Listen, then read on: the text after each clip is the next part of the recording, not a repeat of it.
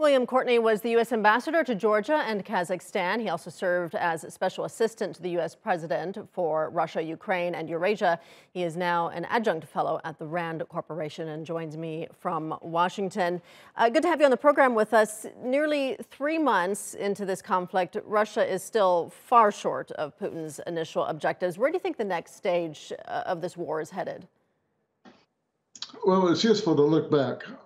Russia at first sought to take really all of Ukraine, including with a decapitation strike against Kiev. It ended up having to retreat from Kiev after military failures, and now it appears to be retreating from the second largest city in Ukraine, Kharkiv.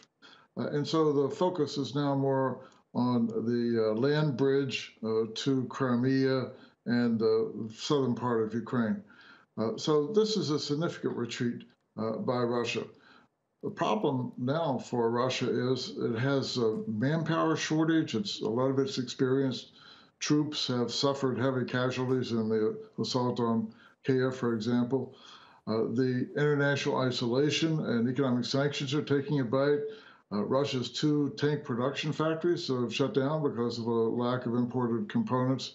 There are going to be other impacts that are going to have really dramatic effect on Russia's economy and living standards. There's no sign that Russia is doing better on the battlefield, even though the terrain has changed and artillery is more important in the east. Ukraine is now getting artillery from the west that's actually better than Russian artillery. So it will still take some time to define how it's going to turn out, but the momentum is still very much on Ukraine's side, and Turkey's role in supporting with drones, that's been an important factor. If we do see this war drag out, what does that mean for the West's involvement? Will we see continued support for Ukraine if this conflict drags on potentially for years? It's hard to predict that far out, but certainly the Western support for Ukraine is really quite strong now. In the U.S., President Biden proposed $33 billion of assistance. Congress is about to approve $40 billion. In the West, in Europe, we see the Germans providing more assistance, the British doing the same. So there's very strong bipartisan support.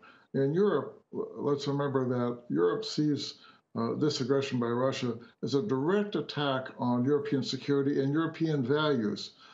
Europe sees Ukraine as a European country. So thus far, there's no sign of fatigue, if you will, in supporting Ukraine. And as long as the Ukrainians are fighting for their own country and doing well at it, I think that support will continue. All right, William Courtney in Washington, thank you. You're welcome.